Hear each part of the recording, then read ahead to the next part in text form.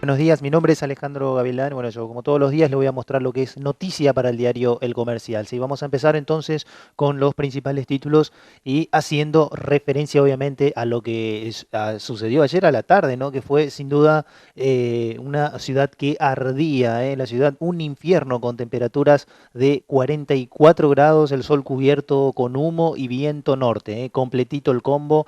Allí vemos una fotografía que da cuenta de esto que estamos diciendo. Quienes anduvieron por la ciudad tuvieron que hacer trámites y demás, se dieron cuenta de esta situación, ¿no? Increíble cómo estaba el día, parecía como que, no sé, el fin del mundo, como decían algunos. Bueno, realmente la fotografía era eso, ¿no? Fíjense esta imagen, la ciudad realmente un horno, temperaturas de entre 44 y 45 de sensación térmica. La ciudad fue un infierno a pesar de las nubes y el humo que cubrían desde el mediodía el torrido sol. Las calles del centro de la ciudad habían tomado una tonalidad vintage o antiguo, como en las fotografías, y las tonalidades marronáceas o amarillentas no eran el resultado de un filtro de la cámara, sino de los propios ojos. La naturaleza creaba su propia postal y algunos vecinos del barrio centro miraban sorprendidos al sol perdido entre nubes y mucho humo.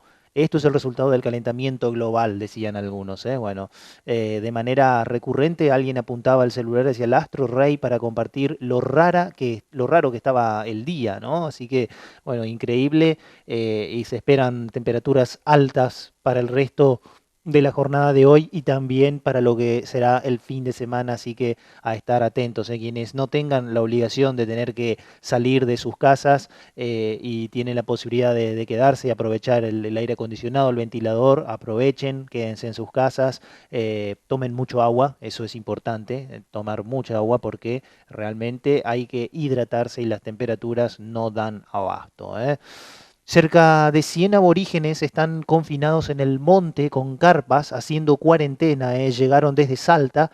Por las redes trascendieron imágenes y el video donde uno de los padres denuncia las condiciones inhumanas en las que estarían cumpliendo los días de aislamiento. Los aborígenes que llegaron de trabajar en la cosecha. Allí vemos entonces, bueno, cómo están realizando.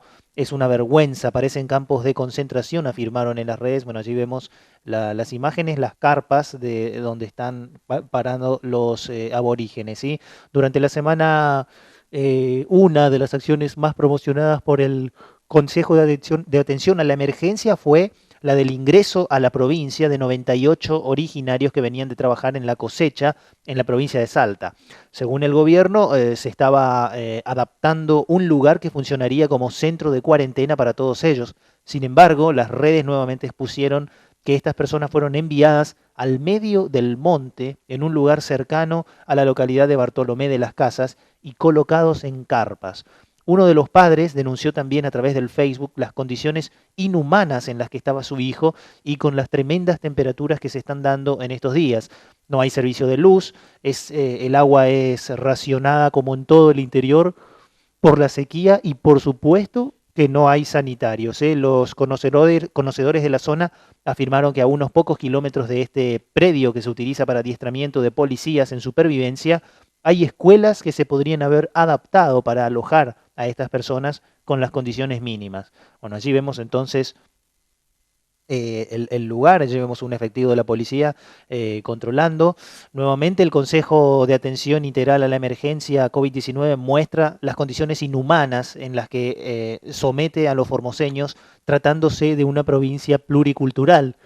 Este escándalo no solo expone la falta de respeto de los derechos con las personas que son obligadas a realizar cuarentena en lugares inhabitables, sino también en celdas, como ha ocurrido con otros formoseños. De la misma manera, se repite el silencio grosero de los organismos de derechos humanos del propio gobierno y organizaciones no gubernamentales como la Asamblea Permanente por los Derechos Humanos en Formosa. Es una vergüenza, parecen campos de concentración, afirmaron en las redes sociales.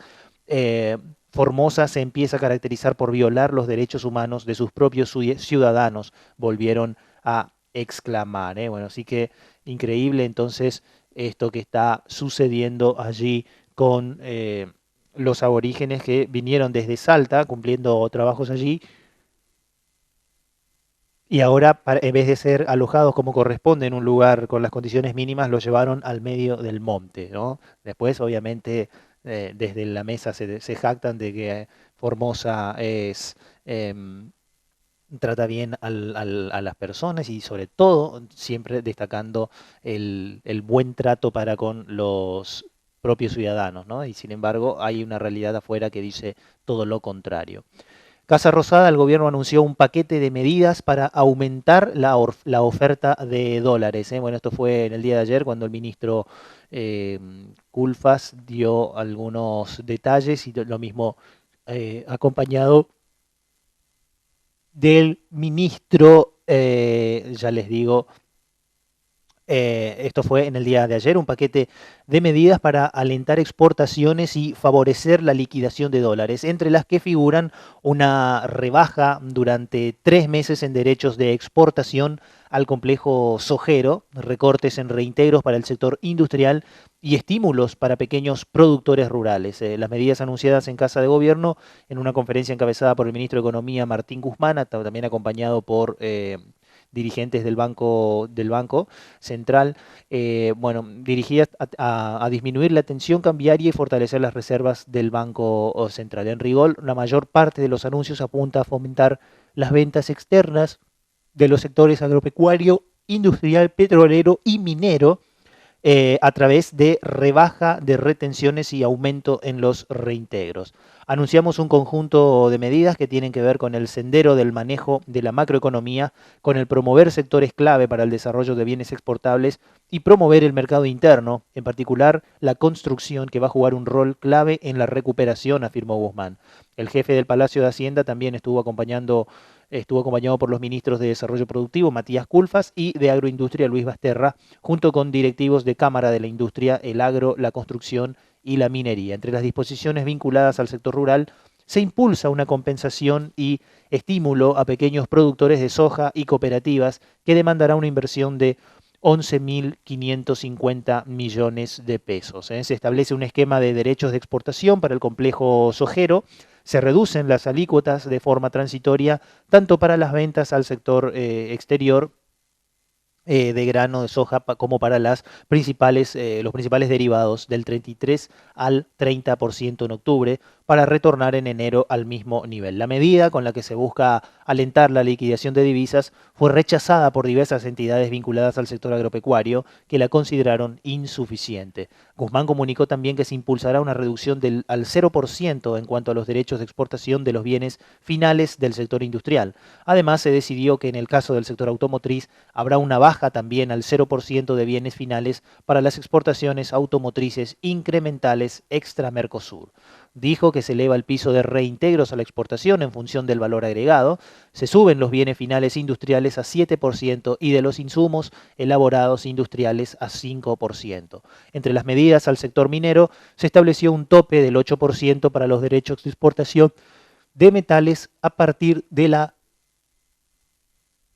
reglamentación de la Ley de Solidaridad Social y Reactivación Productiva. Bueno, así que allí entonces una serie de medidas que se anunciaron ayer desde el gobierno nacional respecto a bueno, la situación que está atravesando el país y bueno, entonces medidas para tratar de paliar un poco el conflicto que tienen algunos sectores, ¿no? Pero bueno, hay que ver ahora qué pasa porque desde el sector, sobre todo el agropecuario, no aceptaron estas medidas por considerarlas insuficientes. Captó 6.612,2 millones de pesos. Formosa, la coparticipación mostró un crecimiento real en septiembre. Equidad social, beneficios impositivos para proyectos nuevos y creación de fondo fiduciario. Esto también información a nivel local, a nivel nacional. Bueno, vamos con esto que desarrollamos, lo que pasa con la coparticipación en Formosa. Luego de mostrar crecimientos reales en agosto, las transferencias automáticas del Estado Nacional a las provincias y a la Ciudad Autónoma de Buenos Aires volvieron a tener incrementos en septiembre, totalizando 196.165 millones de pesos, 7 millones, con un alza interanual del 42,4% nominal, que equivale equivale a un crecimiento del 3,8% cuando se lo ajusta por inflación en base al REM del Banco Central de la República Argentina para el mes de septiembre, destacó un informe de la consultora Político Chaco. En concepto de recursos de origen nacional, que incluye coparticipación y leyes especiales, el Estado Nacional transfirió un total de 188.093,4 millones de pesos, incrementándose un 43,4% interanual en términos nominales y un 4,5% real. A su vez, los recursos por compensación del consenso fiscal, que no reciben la Ciudad Autónoma de Buenos Aires, La Pampa ni San Luis, totalizaron 8.072.000,3 millones de pesos, creciendo 23,1% al 7% nominal. Y debe destacarse en este punto que se tratan de montos fijos, por lo cual no varían en función de la recaudación. De allí se explica la caída real del 10,3%. En ese marco, la provincia de Formosa captó un total de 6.612.2 millones de pesos, creciendo en términos nominales un 45,8% respecto al mismo mes de 2019. Y cuando se ajusta dicho monto por inflación, proyectada para septiembre en base al REM del Banco Central, muestra un incremento real del 4,1%. De ese total captado por Formosa, 6.458,3 millones de pesos corresponden a los recursos de origen nacional, que contempla coparticipación y leyes especiales que tuvieron una variación real del 4,7%. Los 153,9 millones de pesos restantes corresponden a las partidas por compensación del consenso fiscal, que muestran una caída real, pero debe considerarse, como se indicó anteriormente, que las mismas son montos fijos y no dependen de la recaudación.